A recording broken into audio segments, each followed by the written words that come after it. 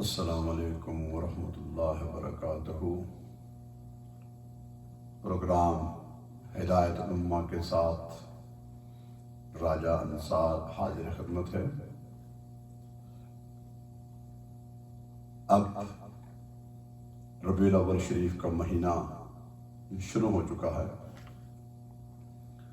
اور یوں تو سارے مہینے اللہ کے ہیں، وہی ان کا پیدا کرنے والا ہے، وہی ان کا خالق ہے، وہی مالک ہے، وہی معبود ہے۔ جزا اور سزا کے اختیار اسی ذات کے پاس ہے، وہی اول و آخر ہے، ظاہر و باطن ہے۔ لیکن اس نے ہم پر احسان فرمایا ہے، کرم فرمایا ہے کہ کچھ مہینے، کچھ دن، کچھ راتیں ایسے مقرر کی ہیں، ہوتی اسی طرح دن رات ہیں۔ اس کی کچھ گھڑیاں، کچھ لمحات، کچھ گھنٹے ایسے ہوتے ہیں جن میں اس کی رحمت کا خاص نزول ہوتا ہے، اس کے ہاں دعائیں قبول ہوتی ہیں، ہماری بخشش کا ایک بہانہ بنتا ہے۔ جیسے رمضان کا مہینہ ہے، طاق راتیں ہیں، لیلۃ القدر کی رات ہے، شب قدر کی رات ہے، شب برات کی رات ہے، اسی طرح تہجد کا وقت ہے، عرفہ کی رات ہے، وغیرہ وغیرہ۔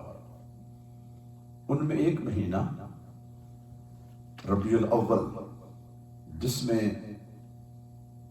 ہمارے پیارے آقا سرکار دو عالم نور مجسم امام الانبیاء سرور کونین تاجدار کائنات حضرت محمد مصطفیٰ صلی اللہ علیہ وآلہ وسلم تشریف لائے۔ اگرچہ تاریخ میں ان کی پیدائش مبارک کی ڈیٹ میں مختلف رائے پائی جاتی ہیں، 8، 9، 12، لیکن جمہور کا 12 پہ اتفاق ہے۔ کوئی بھی دن ہو، تاریخ ہو، مہینہ ربیع الاول شریف کا ہے، اور اسی مہینے میں آقا علیہ الصلوۃ والسلام کا وصال مبارک بھی ہوا۔ ہمارے لیے اللہ کی تمام نعمتیں، ان کا شکر بجا لانا ممکن نہیں ہے، لیکن جتنے بھی انعامات ہیں، نعمتیں ہیں، ان کی جو اصل بنیاد ہے وہ آقا علیہ الصلوۃ والسلام کی اس دنیا میں تشریف لانے کا ہے۔ مخلوق میں خلق ہونے میں تو آپ اول ہیں، انبیاء کی بعثت ہونے میں آخر تشریف لائے۔ عالمی ارواح سے لے کر عیسیٰ علیہ السلام تک تمام انبیاء نے آپ کا ذکر کیا، آپ کی آمد کے ڈنکے بجائے، اور تمام انبیاء، تمام امتیں اس بات سے آگاہ رہی ہیں کہ وہ نبی آخر زمان جن کا نام آسمانوں میں احمد ہے اور دنیا میں محمد ہوگا، تشریف لائیں گے۔ ہم لوگوں کے لیے یہ مہینہ باعث برکت بھی ہے، باعث مسرت بھی ہے، اور اس میں ہمیں شرعی حدود کے اندر رہ کر اللہ کی بارگاہ میں ایک طرف ہم خوشیاں مناتے ہیں، خوشی مینس کہ اللہ کا شکر بجا لاتے ہیں کہ اللہ نے اتنا مہربانی فرمائی، کرم فرمایا کہ اپنا حبیب اس مہینے میں ان کی بعثت ہوئی، اور مختلف بہانوں سے ہم نیکیاں کرنے کی کوشش کرتے ہیں، صدقہ کرتے ہیں، خیرات کرتے ہیں، مجالس کرتے ہیں، راتوں کو قیام کرتے ہیں، روزہ رکھتے ہیں، نفلی عبادات کرتے ہیں۔ الغرض جو بھی نیک کام اپنے فرائض اور واجبات اور سنت کے بعد اس کا اہتمام کرتے ہیں، ان سب کو ملانے کا نام میلاد ہے۔ اور آپ اگر تفصیل سے جائیں ایک تھرڈ پرسن کی حیثیت سے، تو تقریباً پوری دنیا میں اس مہینے میں میلاد کی محفلیں ہوتی ہیں۔ میں کئی 2 دہائیوں سے اس کا اہتمام کر رہا ہوں اور شامل ہوتا ہوں، ڈائریکٹلی انڈائریکٹلی۔ 5 چیزیں ہمارے اندر ہوتی ہیں۔ نمبر 1، کسی بھی دن 12 ربیع الاول ہو، 10 ہو، 11 ہو، 9 ہو، 8 ہو، کوئی بھی دن ہو، پیر کا دن ہو، بالخصوص ہم جمع ہوتے ہیں۔ سب سے پہلے ہم 2 آدمی ہوں، 200 آدمی ہوں، 2000 ہوں، کلام پاک کی تلاوت کرتے ہیں۔ 2 آیات، 4 آیات، 6 آیات، 10 آیات، 20 آیات۔ بعض اوقات ترجمہ تفسیر ہوتی ہے، بعض اوقات نہیں ہوتی، مگر ابتدا اللہ کے بابرکت کلام سے ہوتی ہے۔ اس کے بعد حضور کی بارگاہ اقدس میں عربی میں، فارسی میں، اردو میں، انگلش میں، کسی بھی زبان میں نعت کے اشعار پڑھے جاتے ہیں، جسے ہم نعت کہتے ہیں، حضور کی شان بیان کرنا۔ تیسری چیز، ہمارے مختلف اسکالر، مختلف مکاتب فکر کے، وہ اپنے اپنے علم کے مطابق، اپنے نالج کے مطابق، اپنی کیپیسٹی میں رہتے ہوئے قرآن اور احادیث کی روشنی میں حضور کی میلاد اور حضور کی سیرت، یہ دونوں ہیں، میلاد النبی اور سیرت النبی صلی اللہ علیہ وآلہ وسلم، اس پر روشن ڈالتے ہیں۔ آدھا گھنٹہ، 15 منٹ، 1 گھنٹہ، 2 گھنٹے، ڈیپینڈ۔ چوتھی چیز، کوئی بھی وقت ہو، اس میں نماز باجماعت پڑھی جاتی ہے۔ عصر ہو، مغرب ہو، عشاء ہو، فجر ہو، ظہر ہو۔ میری پوری زندگی میں ایسی کوئی محفل نہیں دیکھی جس میں نماز کا وقت و قضا کی گئی ہو۔ اگر کوئی کرتا ہے تو وہ باطل ہے، اس کا حضور کی میلاد کے مہینے میں محفل سے کوئی تعلق نہیں۔ جو نماز کا اہتمام خصوصی طور پر نہ کرے۔ 5ویں چیز اور آخری چیز، نماز کے بعد کھانا ہوتا ہے۔ آپ اسے ڈنر کہیں، آپ اسے لنگر کہیں، آپ اسے ضیافت کہیں، اس میں جو چیز بھی ہو۔ ان 5 چیزوں کے علاوہ چھٹی چیز کوئی ایسی نہیں ہوتی ہے۔ شرعی حدود کے اندر رہ کر کوئی بھی کام کیا جائے، اس کا درجہ فرض واجب کا تو نہیں ہوتا، مستحب ہوتا ہے۔ لہذا ہم لوگ اپنے فرائض اور واجبات کے بعد اس کا اہتمام کرتے ہیں۔ یہ 800-900 سال سے چلا رہا ہے۔ کچھ ہمارے بھائی اس پر اعتراض بھی کرتے ہیں، ان کے ایک اپنا ویو ہے، ان سے ہمیں لڑائی کی ضرورت نہیں ہے۔ ہمارے بھائی ہیں، مسلمان ہیں، حضور سے محبت کرتے ہیں، حضور کے اتباع کی کوشش کرتے ہیں، ان کا نقطہ نظر ہے۔ چلیے یہ مستحبات نہ کریں، اپنے فرائض اور واجبات اور سنت 3 چیزوں کی پابندی ہم سب پر لازمی ہے۔ لیکن جو حضرات اس کا اہتمام کرتے ہیں ان کے لیے لازمی ہے کہ اپنے قول و فعل میں تضاد نہ ہو۔ ایسا کوئی کام، خواہ وہ جلسہ ہو، جلوس ہو، ضیافت ہو، تقریر ہو، نعت شریف ہو، کوئی ہو، شریعت کی یہ حدود سے باہر نہ ہو۔ کیونکہ نبی کا یہ منصب ہے، اللہ تعالیٰ نے اپنے تمام انبیاء کو اور بالخصوص صغر انبیاء کو اس دنیا میں بھیجا ہے 2 چیزوں کے لیے۔ ایک، وہ تمام ضروری احکام جو اللہ کو پسند تھے اس کے کرنے کا حکم دیا، یعنی اللہ کی عبادت، اور دنیا میں رہنے کا طریقہ جو اللہ کو پسند ہے، یعنی نبی کا طریقہ، نبی کی سنت۔ اور دوسرا، ان تمام ناجائز کاموں کو، غلط کاموں کو، حرام کاموں کو جسے اللہ اس کے رسول نے ناپسند کیا ہے، شریعت نے اس کو ناپسند کیا، حرام اور ناجائز تھے، اس کو گن گن کر سختی سے منع کر دیا گیا، ڈکلیئر کر دیا گیا۔ جس کسی کام میں شریعت خاموش ہے، اللہ اس کے رسول کا حکم خاموش ہے، اس کی اصل بنیاد دیکھی جائے گی۔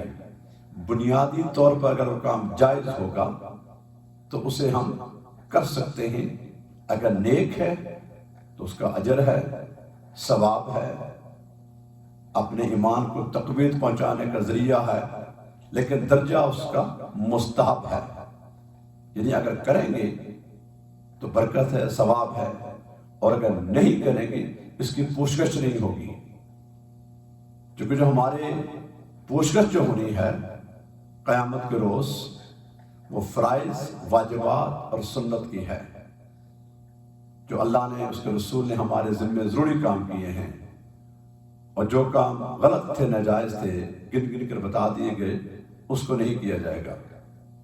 ان بٹوین یا تو چیزیں مستحب ہوگی یا مباح ہوگی، لیکن میرے آپ کے لیے بجائے کہ ہم ان بحثوں میں جائیں، کرنے کا یہ ہے کہ سب سے پہلے ہم اپنے فرائض اور واجبات اور سنت کا سختی سے اہتمام کریں، اور ہمارے سارے دین کی جو بنیاد ہے، جو بیس ہے، وہ ادب رسول ہے۔ نبی کا ادب ہمارے ایمان کی پہلی اینٹ ہے۔ اگر کسی ہمارے لفظ سے، کسی ہماری عبارت سے، کسی ہمارے بیان سے، کسی ہمارے انداز سے، کسی اشارتاً کنایتاً بھی اگر نبی کی بے ادبی کا امکان بھی ہو تو انسان کا ایمان ختم پڑ جاتا ہے، کہ جا کہ وہ اگر بے ادبی کر بیٹھے تو ایمان سے ہاتھ دھو بیٹھے گا۔ لہذا باقی مخلوق کے بارے میں ہم جو چاہیں کہہ سکتے ہیں، اس میں کافی حد تک گنجائش ہوتی ہے، لیکن اللہ تو اللہ ہے نا، اللہ تو خالق ہے، اللہ تو معبود ہے، اللہ وحدہ لا شریک ہے، اس کا تو کوئی مکان، کوئی جسم، کوئی ایسی چیز تو نہیں ہے نا دیکھنے کی چیز ہو، وہ تو ماننے کی ہے۔ الذین یؤمنون بالغیب، سب سے زیادہ غیب تو اللہ کی ذات ہے۔ جتنا بھی ہمارا ایمان ہے یہ غیب پر ہے۔ اللہ اپنی ذات میں غائب ہے، لیکن اپنی قدرت میں ہر جگہ عیاں ہے۔ جنت دیکھی کسی نے نہیں ہے، غائب ہے، لیکن ہمیں اس پر یقین ہے، مانتے ہیں۔ جہنم کا عذاب، سختیاں کسی نے نہیں دیکھی ہیں، لیکن ہم اسے مانتے ہیں۔ عذاب قبر، قبر کی راحتیں کسی نے دیکھی نہیں ہیں، لیکن ہم مانتے ہیں۔ ہمارے دائیں بائیں ملائکہ لکھ رہے ہیں، نظر نہیں آتے، کسی نے دیکھے نہیں ہیں، مگر مانتے ہیں۔ جبرائیل، میکائیل، اسرافیل اور دیگر ملائکہ ہیں، دیکھے نہیں ہیں، مگر ہم مانتے ہیں۔ کلام اللہ کی کتاب ہے، جبریل کو آتے ہوئے کسی نے نہیں دیکھا، مگر ہم مانتے ہیں۔ یہ سارا کچھ غیب پر جو ہم مانتے ہیں، الذین یؤمنون بالغیب، یہ کس کے کہنے پر مانا ہے؟ فقط اور صرف ایک ہستی ہے، ایک ذات ہے، جو حبیب خدا ہیں، سرور کائنات ہیں، امام الانبیاء ہیں، احمد مجتبیٰ حضرت محمد مصطفیٰ صلی اللہ علیہ وآلہ وسلم کی ذات اقدس ہے۔ قول رسول پر یقین کیا۔ قول رسول قول خدا ہے۔ اللہ کو ایک ماننے سے پہلے، مقام تو اللہ کا بڑا ہے، اللہ تو اللہ ہے نا۔ کلمہ پڑھتے ہیں لا الہ الا اللہ، there is no الہ but اللہ، اور کمپلسری ہے محمد الرسول اللہ، اللہ کے سوا کوئی معبود نہیں، اور محمد اللہ کے آخری سچے رسول ہیں۔ لیکن اس کلمے کا اقرار کرنے سے پہلے ہم نے زبان رسالت پر اعتماد کیا. اور یہ شروع کیسے ہوا؟ ہم تو 1500 سال بعد آئے ہیں، کئی 15,000 سال بعد آئیں گے.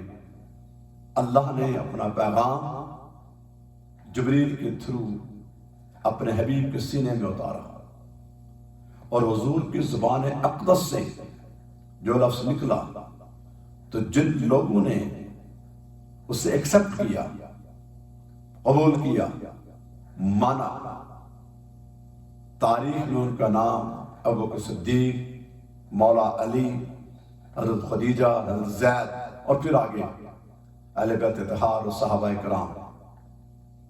اللہ کا پیغام حضور لے کر آئے.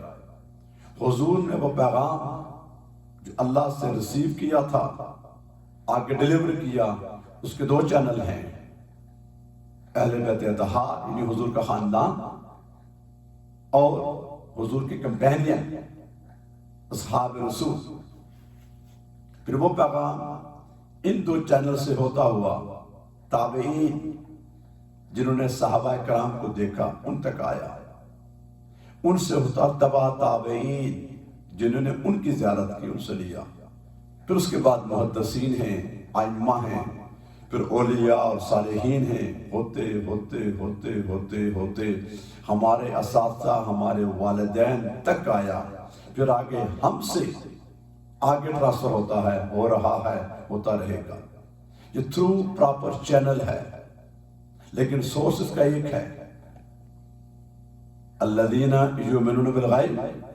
اس کا ایک سورس ہے جو اللہ نے فرما دیا، ذالک الکتاب لا ریب فیہ، اس کتاب میں کوئی شک و شبہ کی گنجائش نہیں ہے. یہ اللہ کا کلام ہے، ساری دنیا گواہ ہے. اور اس کلام کو لانے والے فقط ایک ذات ہے، وہ سرکار مدینہ کی ذات اقدس ہے. تو یوں تو اللہ نے ہر نعمت اللہ کی ہے، مگر یہ کوئی ایسی نعمت ہے جس کا اولین و آخرین میں کوئی مقابلہ نہیں ہو سکتا. یعنی ساری کائنات تو اللہ کی ہے، سارے انسان اللہ کے پیدا کیے ہیں، پیاری مخلوق ہے، مگر ساری مخلوق ایک طرف ہے، حضور کی ذات اقدس ایک طرف ہے، برابری نہیں ہے. اور ہم خوش نصیب ہیں کہ ہم ان کے امتی ہیں. اتنا بڑا اعزاز کہ میں اور آپ ٹوٹی پوٹی سے ہی 5 نمازیں پڑھتے ہیں نا، فرض، ہمیں ثواب 50 کا ملتا ہے. ایک نیکی کرتے ہیں کم سے کم 10 کا اجر ملتا ہے. اس کے بدلے میں برائی کوئی ہم سے ہوتی ہے تو اس کا بدلہ ایک برائی کا ایک ہی ہے. یہ ایام، یہ دن، یہ راتیں، یہ ہماری آسانی کے لیے جو اللہ نے پیدا کی ہیں، اس لیے کہ ہم اس کے حبیب کے امتی ہیں.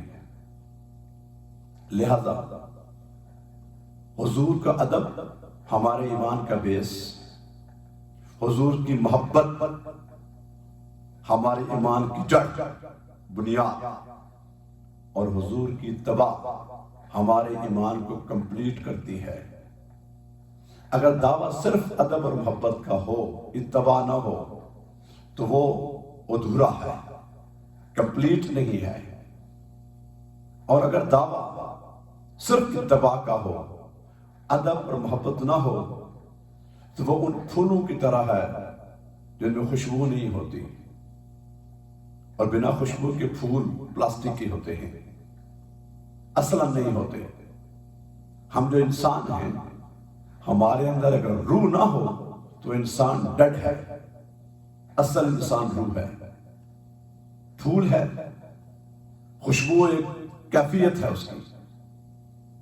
محبت کوئی مادی چیز دیکھنے کی تو نہیں ہے، ایک کنڈیشن کا نام ہے، دل میں کسی کی محبت آنا. اسی طرح خوشبو سونگتے ہیں، اسی طرح ہماری روح ہے، ہوا چل رہی ہے، ہم محسوس کرتے، نظر نہیں آتی ہے. تو اللہ، اس کے رسول کی محبت، اس کے لیے سٹیپ ہے، ادب رسول، محبت رسول، اتباع رسول. تو میرے وہ بھائی اور بہنیں جو اس کا اہتمام کرتے ہیں ان کے لیے ضروری ہے کہ وہ کوئی بھی کام شرعی حدود کو کراس کر کے نہیں کریں، ورنہ زیادہ ملزم ٹھہرائے جائیں گے کہ بھائی دعویٰ تو آپ کا محبت اور ادب کا ہے، اپنے نبی کی آمد پر آپ خوشی کا اظہار کر رہے ہیں، مگر جس نبی نے آپ کو شریعت دی ہے اس سے دور نہیں ہو سکتے، اس کو کراس نہیں کر سکتے۔ اور جو میرے بھائی بہنیں اس سے انکار کرتے ہیں، اب اس پہ تو انکار کوئی نہیں کر سکتا نا کہ جی حضور کی آمد پر خوشی نہیں ہے، مسلمان تو ایسا نہیں کرے گا نا، وہ خوش ہوتے ہیں۔ ہمارے وہ بھائی بہنیں جو میلاد سیلیبریٹ نہیں کرتے وہ اس سے انکار نہیں کرتے کہ ربیع الاول کے مہینے میں ہم خوش نہیں ہیں، نہیں، خوش وہ بھی ہوتے ہیں۔ ان کے ایک اپنا ویو ہے کہ ہم سیلیبریشن اس طرح نہیں کرتے، ہم ان کی قدر کرتے ہیں۔ آپ جا کے نوافل پڑھیں، روزہ رکھیں، اپنی نمازوں کا اہتمام کریں، بالکل ہے، اس کا حکم نہیں دیا گیا، لیکن جو کرتے ہیں ان کو فوری یہ کہہ دینا کہ یہ حرام اور ناجائز ہے، یہ ایک طرح سخت بات ہوتی ہے۔ ہمارے مسلمانوں کے بیچ میں اس چیز کے یہ علماء کی بحث ہوتی ہے، عوام الناس کی نہیں ہوتی۔ علماء کی اپنی ایک باڈی لینگویج ہوتی ہے، وہ ایک ایک نقطے کو چیک کرتے ہیں۔ اب آج کل چونکہ میڈیا کا دور ہے، جس بندے کو 2 لفظ نہیں پڑے ہوتے وہ لے کے بیٹھ جاتا ہے، تو ایسا کرنا سختی ہے کہ بغیر، چونکہ جب ہم کسی بات کو حرام ڈکلیئر کرتے ہیں نا، اس کے لیے واضح دلیل چاہیے ہوتا ہے۔ اب جس طرح ہمارے بھائی یہ گزارش کرتے ہیں کہ جی کیا قرآن میں آیا ہے، احادیث میں آیا ہے، صحابہ نے ایسے بنایا ہے، اب انہی سے سوال ہے مؤدبانہ طور پر معذرت سے، تو کیا اللہ اس کے رسول نے اس بات سے منع کیا ہے؟ جواب ہے کہ تو نہیں۔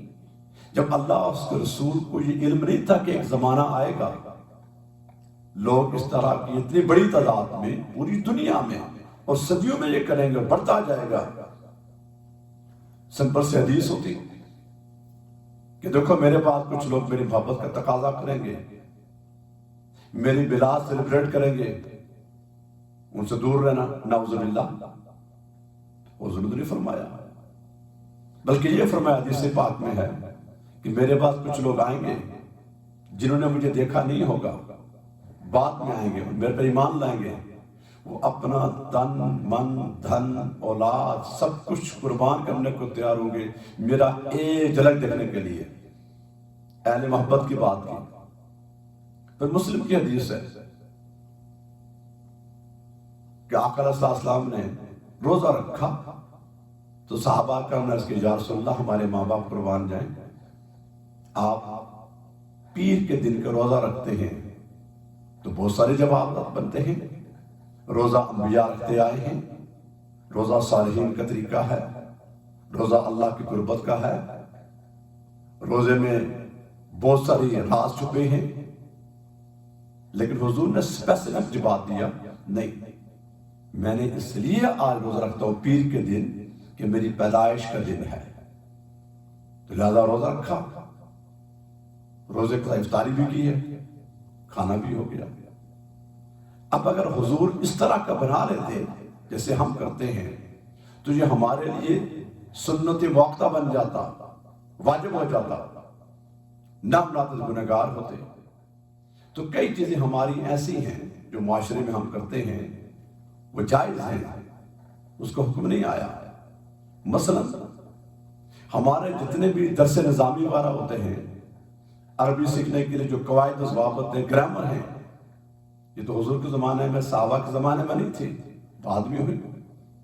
یہ ایک علم کو حاصل کرنے کا طریقہ کیا گیا۔ جتنی ہماری احادیث کی کتابیں ہیں، بخاری، مسلم، ترمذی، یہ اماموں کے نام ہیں، سنی صحابہ کے نام سے ہی ہیں، انہوں نے مرتب کیا۔ قرآن پاک دیکھ لیجیے، اس زمانے میں تو ترجمہ کیا ایسے لکھا ہوا بھی نہیں ہوتا تھا، زیر زبر کے ساتھ، یہ بات میں ہوئی، ٹرانسلیشن تو بہت بعد میں ہوئی، پرنٹ بعد میں ہوا، ضرورت کے مطابق ہوا۔ ہم جو لباس پہنتے ہیں، یہ میں نے لباس پہنا ہوا ہے، دنیا میں ہزار طرح کا لباس ہے، بدن کو ڈھانپنے کا نام لباس ہے، اس کے بہت سارے نام طریقہ کار ہوتے ہیں۔ تو جہاں جہاں اسلام نے منع نہیں کیا اور کوئی چیز آپ کی تقویت کا باعث ہے وہ مستحب ہوتی ہے۔ ہمارے اسکول ہیں، کالجز ہیں، یونیورسٹیاں ہیں، ٹیکنیکل ادارے ہیں، جتنی این جی اوز ہیں، جتنی ہیلتھ ڈپارٹمنٹ ہیں، یہ سارے کے سارے مستحبات میں آتے ہیں۔ ان میں سے اسپیسیفک کسی کا نہیں ہوتا۔ ہم اپنے جو مسجدوں میں ٹائم ٹیبل رکھتے ہیں کہ ظہر کی نماز 2 بجے ہونی ہے، عصر کی 5 بجے ہونی ہے، فلاں وقت، یہ وقت تو بعد میں شروع ہوا۔ اس طرح قیامت تک اس کا اپ گریڈ ہوگا۔ تو لہٰذا وہ ہمارے بھائی بہنیں ہم سے وہ بہتر مسلمان ہیں، نیک ہیں، پرہیزگار ہیں، لیکن ان بھائیوں کو جو میلاد سیلیبریٹ کرتے ہیں، ہاں اگر ان میں سے کوئی چیز شرعی حدود کے خلاف ہے انہیں سمجھائیں کہ بیٹا ایسا نہیں، ایسا ہوتا ہے، یہ نبی کا میلاد ہے، نبی کی پیدائش کا مہینہ مقدس مہینہ ہے، اس کے یہ آداب ہے، ایسا کرو، بالکل اچھی بات ہے۔ لیکن کسی کو فوراً فتویٰ لگا دینا یہ مناسب نہیں ہے۔ ان سے درخواست ہے، ہمارے سب بھائی ہیں، انشاءاللہ جنت میں سارے جائیں گے، حضور کی شفاعت کے سارے طلبگار ہیں، حضور کے غلام سارے ہی ہیں۔ ہم اپنے جو کچھ کہیں اپنے آپ کو، سنی کہیں، شیعہ کہیں، وہابی کہیں، مالکی، حنفی، حنبلی، شافعی، سارے یہ مختلف آئیڈینٹیفیکیشن ہوتی ہیں۔ بیس ہمارا ایک یہ وہ ذات نبوی ہے، آگے اس کی کرنے نکلی ہیں مختلف، تو کسی کی مخالفت بھی نہیں کرنا چاہیے۔ اہل علم کا کام اہل علم کریں، یہ ان کا کام ہے۔ میرے جیسے بندے کے لیے، عام لوگوں کے لیے پہلے فرائض ہیں، واجبات ہیں، سنتیں ہیں، اس کے بعد کوئی بھی نیک کام ہو، خواہ وہ میلاد کی محفل ہو، وہ ذکر کی محفل ہو، وہ درس قرآن ہو، درس حدیث ہو، کوئی اور نالج ہو، کوئی ویلفیئر کا کام ہو، کوئی سائنس ٹیکنالوجی کی کلاس ہو، الغرض اچھا کام کوئی بھی ہے جس سے آپ کو، انسانوں کو، حتیٰ کہ جانوروں کو، کسی کو فائدہ پہنچ سکتا ہے، دنیاوی اعتبار سے اور آخرت کے اعتبار سے، وہ کیا جائے۔ ہم ان محفلوں میں کیوں کرتے ہیں؟ یاد بناتے ہیں کہ آج کے دن ہمارے آقا تشریف لائے اس مہینے میں، تو ضروری نہیں ہے کہ سارے مل کر ایسا کھانا ہی بنائیں تو ایسا ہوگا، یہ کوئی نہ کوئی شیپ بن جاتی ہے۔ 2 بندے بیٹھ گئے، انہوں نے کہا یہ ربیع الاول کا مہینہ ہے، ہم نے 2 نفل پڑھ لیے، الحمدللہ، دعا کے لیے یا اللہ تیرا احسان ہے، ہمیں یہ نفل پڑھنے کا جو موقع ملا، ایک وحدہ لا شریک کی عبادت کا موقع ملا، تیری کلام پڑھنے کا موقع ملا، ہمیں جو رائٹ پیتھ ملا تیری عبادت کرنے کا، یہ صدقہ ہے اس میلاد کا جو ربیع الاول کے مہینے میں مکہ میں ہوئی، سرکار دو عالم صلی اللہ علیہ وسلم کی۔ آپ کا ہو گیا۔ آپ جیسے سیرت کے کرتے ہیں، یوم صدیق کو مناتے ہیں، یوم فاروق مناتے ہیں، یوم حسین مناتے ہیں، کانفرنسیں ہوتی ہیں، سارا کچھ ہوتا ہے، یہ تمام چیزیں مستحبات میں آتی ہیں۔ فرض اور واجب اور سنت یہ مقرر کی گئی ہیں۔ وہ جو ہمارے کچھ بھائی یہ کہتے ہیں نا یہ بدعت سیاح ہیں، وہ ان 3 چیزوں میں کوئی ان کرے گا۔ مثلا حضور نے فجر کی 2 سنتیں پڑھی ہیں، تواتر سے بتا دی گئی، اب ان 2 سنتوں کو 3 ایک کوئی نہیں کر سکتا، 2 فرضوں میں کوئی 3 4 نہیں کر سکتا۔ فرض روزے رمضان کے مہینے میں آئیں گے، زکوٰۃ ہے، حج ہے، اس طرح جو محرم عورتیں ہیں جن سے نکاح ہمیشہ کے لیے حرام ہے، اور جو چیزیں ہیں، تو فرائض، واجبات اور سنت، ان کے اندر کوئی ان یا آؤٹ نہیں کر سکتا، وہ ہے بدعت سیاح۔ باقی بدعت بہت ساری ہیں، بدعت عادتہ بھی ہے، بدعت حسنہ بھی ہے، بدعت واجبہ بھی ہے، اب ایک لمبی تفصیل ہے، تو اس مناظرانہ انداز میں گفتگو نہیں کرنی چاہیے۔ میری دعوت ہے آپ سب حضرات کو کہ فرض اور واجبات اور سنتیں سب کی ایک ہیں، یہ آگے ہماری ڈیٹیلز ہیں۔ جیسے ہم اپنی زبانیں مختلف بولتے ہیں نا، ہمارے علاقے مختلف ہیں، کلچر مختلف ہے، کھانے مختلف ہیں، بہت ساری چیزیں ہیں، لیکن بیس وہی ہے۔ 100 طرح کا کھانا کھائیں گے، آپ نے پیٹ ہی بھرنا ہے، آپ انڈین پاکستان کے کھانے لے لیں، گوشت کی میٹ کی اصل کیا ہے کہ گائے بکری دمبا چکن جو ہے وہ حلال ہو، بسم اللہ اللہ اکبر، یہ اس کی اصل ہے۔ اس کے بعد آپ بریانی کہتے ہیں، کڑھائی گوشت کہتے ہیں، کباب کہتے ہیں، پتہ نہیں کتنے نام ہیں، یہ تمام کے تمام مستحبات میں ہیں، مواد چیزوں میں آتے ہیں، اس کی ڈیٹیل نہیں ہے، جو کہ نبی کا جو منصب ہے وہ ہر جائز چیز کو بتانا نہیں آتا۔ نبی کا جو منصب ہے وہ ہر جائز چیز بتانا نہیں آتا، ہر ناجائز چیز کو روکنے آتا ہے، اور اس کے ساتھ جو انتہائی ضروری چیزیں ہوتی ہیں ان کو کرنے کا حکم دیتا ہے، وہ دے دیا گیا، جیسے نماز ہے، روزہ ہے، حج ہے، زکوٰۃ ہے، نکاح طلاق ہے، بتا دی اس کی، دین مکمل ہو گیا۔ اب قیامت تک کوئی نیا ان آؤٹ نہیں کر سکتا۔ اس دین کی تین چیزوں کا نام ہے، آپ کے فرائض، واجبات اور سنت، اور سارا دین نبی نے جو فرمایا، نبی نے جو کیا، نبی نے جو نہ کرنے کا حکم دیا اور کرتے دیکھ کر منع نہیں کیا۔ حضور چونکہ رحمت العالمین ہیں، ہماری ہزار چیزیں ایسی ہیں جو ہونا تھی، حضور نے وہ حکم نہیں دیا کرنے کا۔ تراویح کی مثال لے لیں، اگر حضور تراویح پوری پڑھ لیتے تو واجب ہو جاتی۔ حضرت عمر نے آ کے اس کو شروع کیا کہ 20 تراویح پڑھو، ان احادیث کی روشنی میں۔ اسی طرح کئی اور چیزیں ہیں جو ہمارے لیے جائز ہیں۔ اب کہیں بھی دیکھ لیں آپ، کتنے فروٹ ہم کھاتے ہیں جو عربوں میں نہیں ہیں، عجم کے اندر ہیں، کتنی اور خوراک ہے، اس کا طریقہ کار ہے، تو کیا سارا ناجائز ہوگا؟ نہیں۔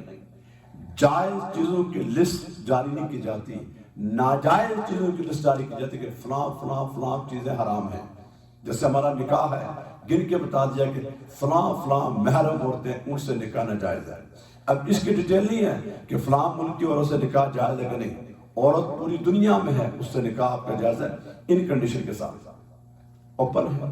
اس طرح خوراک ہے، اس طرح آپ کو ٹریڈیشنل چیزیں ہیں، زبان آپ بولتے ہیں۔ اب جس زبان میں آپ سے بات کروں یہ صحابہ نے نہیں بولی ہے، تو کہنے کا مطلب یہ ہے کہ اب اس کو بجائے مناظرانہ انداز میں کرنے سے ایک دم جو ڈنڈا لے کے فتویٰ شروع کرتے ہیں، ایسا نہ کریں۔ پہلے ان سے پوچھ لیں کہ یہ میرے بھائی جو کچھ کر رہے ہیں اس کی کیا ہے۔ ہاں، اگر کوئی آدمی شریعت کے خلاف کام کرتا ہے عوام الناس کی، وہ جب تک کوئی عالم دین، مفتی اس وقت کا اس بات کی ویریفیکیشن نہ کرے، ان پہ یقین نہ کرے۔ عوام میں تو بہت کچھ ہوتا ہے، مسجد میں آتے ہیں جوتی نہیں چوری ہوتی۔ آپ ماشاءاللہ عمرہ کرنے گئے ہوں گے، کتابیں پڑھ کے جو عمرے کا بیس تو وہی ہے نا، کہاں سے حرام باندھنا ہے، کہاں پڑھنا ہے، طواف کرنا ہے، لیکن جو اتنا کراؤڈ ہوتا ہے اس میں جو دھکیشائی ہوتی ہے، اس کا حکم تو نہیں آیا، وہ میری آپ کی کوتاہی ہوتی ہے کراؤڈ کی وجہ سے، وگرنہ احکام تو کچھ اور ہیں، بیس وہی رہے گا۔ کتنی ایسی چیزیں ہیں جو کہ اس کا وقت نہیں ہے۔ تو میری ان لوگوں سے اپیل ہے اس مہینے کی وسادت سے کہ ہمارے آقا ایک ہیں جن کا ہم نے کلمہ پڑھا ہے، اور کوئی نبی قیامت تک آنکھنا ممکن نہیں ہے، اور کوئی آقا کذاب ہوگا، ان سب کا اتفاق ہے۔ قرآن ہمارے پاس ایک اللہ کی کتاب ہے، الحم سے والناس تک، اس میں کوئی اف بٹ نہیں کر سکتا۔ اللہ وحدہ لا شریک، سب کا معبود وہی ہے۔ تمام انعامات ہونے کے باوجود کوئی مسلمان یا کوئی شخص نبی کو حضور کے لیے سجدہ نہیں ہے۔ حضور نے جو کچھ عطا کرتے ہیں وہ باذن اللہ کرتے ہیں، اللہ سے ریسیو کرتے ہیں، مخلوق کو، امتی کو عطا کرتے ہیں۔ دینے والا اللہ کی ذات ہے، تو اللہ تو وحدہ لا شریک ہے، معبود برحق ہے۔ حضور آخری نبی ہیں، ان کے علاوہ کوئی نبی ممکن نہیں ہے، اور آخری نبی ہیں، کلمہ ان کا ہے، شریعت قیامت تک ان کی ہے۔ قرآن ہماری آخری کتاب ہے، اور دین مکمل ہو گیا، جس کو ہماری فقہ کی زبان میں ہم نے فرض، جیسا نماز ہے، فرض نماز پوری دنیا میں جائیں، کوئی مسلک کی مسجد ہو، فجر کے 2 فرض ہوتے ہیں یا 4؟ آف کورس 2 ہوتے ہیں۔ کبھی سنا ہے کسی مسلک کی مسجد میں 2 میں 4 فرض پڑے گئے ہو؟ نہیں، ہرگز نہیں، ہو نہیں سکتے۔ ایون سنتے ہیں 2 کی جگہ 4 ہے نہیں، اس طرح ظہر اثر مغرب عشاء، زکوٰۃ 2.5%، حج زندگی میں ایک بار فرض ہے۔ اسی طرح جو ہم عمرہ کرتے ہیں، حج کرتے ہیں، اس کا بنیادی قانون سب بیس وہی ہے۔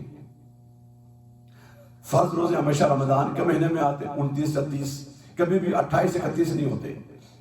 تو دین کا بیسک سٹرکچر سارا ایک ہے، اس پر کوئی سنی شیعہ وابی پھٹا نہیں ہے۔ آگے کی ڈیٹیلز ہوتی ہیں۔ اب رہا سر اختلاف کا، تو آپ حیران ہوں گے کہ علماء کا اختلاف تو اپنی جگہ ہے، یہ تو بہت بات کی چیزیں ہیں۔ اب صحابہ کرام سے بڑھ کر تو کوئی دین کو سمجھ نہیں سکتا۔ تو صحابہ کرام میں اس بات پر اختلاف تھا کہ آیا معراج کی رات آقا علیہ السلام نے ان چشمان مقدس سے اللہ تبارک و تعالیٰ کا دیدار کیا ہے یا نہیں۔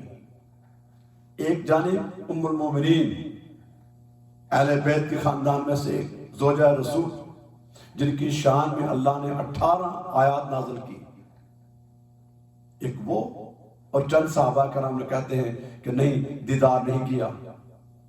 دوسری جانب عبداللہ بن عباس، عبداللہ بن عمر اور دیگر صحابہ کرام چوٹی کے، وہ کہتے کیا ہے۔ یہ علمی اختلاف ہے، ہوتا رہتا ہے۔ آگے آپ نے دیکھا حضرت علی، حضرت معاویہ، اعلیٰ خلیفہ راشد حضرت علی ہیں، مولا کائنات ہیں، امام المتقین ہیں، اہل بیت بھی ہیں، صحابی بھی ہیں، لیکن حضرت معاویہ کے ساتھ ان کا اختلاف آ گیا۔ امام حسن نے جا کے صلح کر لی، ہمارے راستہ بند ہو گیا کہ نہیں، آگے نہیں بولنا۔ جب امام حسن نے صلح کر لی، بات ختم ہو گئی۔ اب ہم بھی پٹ نہ لگائے، علی کا سب بڑا وارث اس کا بیٹا ہے، وہ حسن ہے۔ اسی طرح ہمارے آگے جو امام اعظم ابو حنیفہ ہیں اور امام بخاری، ان کے درمیان اس بات پہ اختلاف تھا ایمان کی تعریف کے اوپر۔ امام اعظم کہتے ہیں کہ امام قول کا نام ہے، آپ نے اقرار کر لیا، اشہد ان لا الہ الا اللہ وحدہ لا شریک لہ واشہد ان محمد عبدہ رسولہ، آ گیا۔ امام بخاری کہتے ہیں نہیں، عمل کا بھی نام ہے، ان کی اپنی اپنی وضاحت ہے۔ اس طرح امام بخاری کے شاگرد ہیں امام مسلم، ان سے ایک حدیث نہیں لی ہے، تو کیا مخالفت ہوگی؟ ہرگز نہیں۔ یہ تمام ائمہ جو ہیں، یہ ایک دو واسطے میں امام اعظم کے شاگرد بنتے ہیں۔ امام مالک شاگرد ہیں امام اعظم کے، ان کی فقہ ڈیفرنٹ ہے۔ ان کے شاگرد امام شافعی، ان کی فقہ الگ ہے۔ امام شافعی کے انتہائی پیارے شاگرد ہیں امام احمد بن حنبل، ان کی فقہ الگ ہے۔ یہ جھگڑے پھڈے نہیں ہوتے، یہ علمی نکتہ ہوتا ہے۔ تو ہم جیسے بندوں کو چاہیے نا، اور علماء کے لیے بھی ہے کہ جو پبلک کی چیزیں ہیں وہ پبلک میں بیان کریں۔ خواص کی باتیں خواص میں ہوتی ہیں۔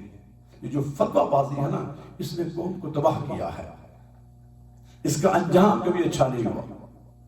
ہاں، جہاں بات حق و باطل کی آئے گی، مثلا جب قادیانیوں کا معاملہ آیا تو کلمہ وہ پڑھتے تھے، ظاہر نماز پڑھتے تھے، آج بھی ایسا ہی پڑھتے ہیں، لیکن نبوت کا انہوں نے ڈاکہ ڈالا تو پوری امت، سنی شیعہ وابی، سب متفق ہو گئے کہ نہیں، نبوت سودا بازی نہیں ہے، ان کو ڈکلیئر کر دیا گیا۔ باقی جتنے بھی یہ فرقے یہ مسلمان ہیں، سارا کلمہ حضور کا پڑھتے ہیں، شیعہ ہیں، سنی ہیں، وابی ہیں، ان میں گنجائش ہے۔ آپ دیکھ لیجئے کہ جنت میں سارے جائیں گے، ہاتھ باندھنے والے بھی جائیں گے، چھوڑنے والے بھی جائیں گے، آمین اونچے کہنے والے بھی ہوں گے، آمین آستہ کہنے والے بھی ہوں گے، حنفی بھی ہوں گے، مالکی بھی ہوں گے، شافعی بھی ہوں گے، حنبلی بھی ہوں گے، جعفری بھی ہوں گے، سارے ہوں گے۔ امام جعفر صادق کے شاگرد ہیں امام اعظم ابو حنیفہ، تو پیچھے کیا بحث کر دی ہے آپ نے؟ تو یہ اہل علم کی باتیں اہل علم کریں، اور آج کے زمانے میں ہمیں ضرورت ہے اس بات کی۔ جن چیزوں پر اتفاق نہیں ہے، اختلاف ہے نا، سائڈ رکھ لو، ان کا حل مسئلہ کبھی حل نہیں ہوگا۔ 95% اتفاق ہے، یہ جو شریعت کے احکام ہیں ان پر اختلاف تو نہیں ہو سکتا نا۔ فرض فرض رہے گا، واجب واجب رہے گا، سنت سنت رہے گی، جو بھی ہے ان پہ کر لیں تو بڑی بات کامیاب ہو جائے گی۔ جس جگہ دوسرے کو فتویٰ لگائیں اس کا نقصان ہے۔ تو ربیع الاول کا یہ پیغام ہے ہماری طرف سے کہ ایک تو اللہ اس کے رسول کو نہ بھولیں. آتی اللہ و آتی رسول، اللہ کی اطاعت، اللہ کے رسول کی اطاعت، یعنی اللہ کی اطاعت اس کی بندگی اور رسول کی اطاعت ہر صورت میں، ہر حال میں، ادب، محبت، اتباع. اور اس کے بعد جتنے ہمارے مسلمان بھائی ہیں، بہنیں ہیں، ان کے لیے نیک تمنا ہے، دلی دعائیں. کمپلیٹ کوئی نہیں ہے، پرفیکٹ کوئی نہیں ہے، حتی الامکان جتنا ممکن ہے جن جن چیزوں میں ایٹ لیسٹ ہمارے جو فرائض ہیں ان پہ کر لیں. ایک دوسرے کو برا بنا کرنا چھوڑ دیں. ہوتا ہے لیکن کم از کم میڈیا میں آ کر، یوٹیوب میں، فیس بک میں، ٹی وی میں آ کر اس پر نہ زیادہ زور دیا جائے. اور میرے ان اینکر حضرات سے بھی گزارش ہے کہ آپ اپنے انٹرویو کے چکر میں دو مختلف اسکول آف تھاٹ کو بٹھاتے ہیں. آپ کو ان کو ڈفرنٹ اوپینین ہے، وہ تو پھٹا شروع ہوگا، عوام کو تو نہیں پتا. علمی بحث علمی حد تک ہوتی ہے. وہ چیزیں جو ہماری کمبائن ہیں، جن پہ اتفاق ہے، اس کو لے کے چلیں تاکہ منیمائز ہوں. آپ اس میں نفرتیں نہ پھیلیں، ہو سکے تو محبتیں پھیلیں. ہم پہلے سے بکھرے ہوئے ہیں، ہم لاوارث قوم ہیں، ہمارا کوئی پرسان حال نہیں ہے. ہمارے حکمرانوں کا عوام سے کوئی تعلق نہیں ہے. وہ سول ہو یا ملٹری بیوروکریسی ہو یا پولیٹیشین ہو، جن کے ہاتھ میں اختیار ہے، باب اختیار، ارباب اختیار جو ہیں، 5-10% کو نکال دو، باقی 90% پلس جو ہیں وہ ذاتی مفاد کے لیے سیلفش ہیں. ان کا کام ہے پیسہ بنانا اور اقتدار میں رہنا. عوام جو جائے بھاڑ میں. اب ہم جیسے لوگ ہیں تو چلیے وہ تو اللہ ان سے قیامت کا پوچھے گا نا. ہم اپنا ایمان سلامت لے کے جائیں، اور ایمان کی سلامتی فقط ایک چیز میں ہے، وہ حضور کا ادب، حضور کی محبت، حضور کی اتباع. اللہ تعالیٰ سے دعا ہے اللہ تعالیٰ مجھے اور آپ کو جو کہیں اس پر عمل کریں، اور کسی بھی صورت میں اور کسی بھی حال میں ہم شریعت کو پامال نہ کریں. شریعت ہمیشہ سپریم ہے، سپریم رہے گی. باقی ہماری پسند ناپسند، ہمارا قبیلہ، ہمارا خاندان، ہماری جماعت، ہمارے قائدین، ہمارے علماء، یہ تمام چیزیں بعد ازاں ہیں. Supreme almost must be first. اللہ تعالیٰ ہم سب کو ہم یاد نصر وما علینا الا البلاغ المبین. جزاک اللہ.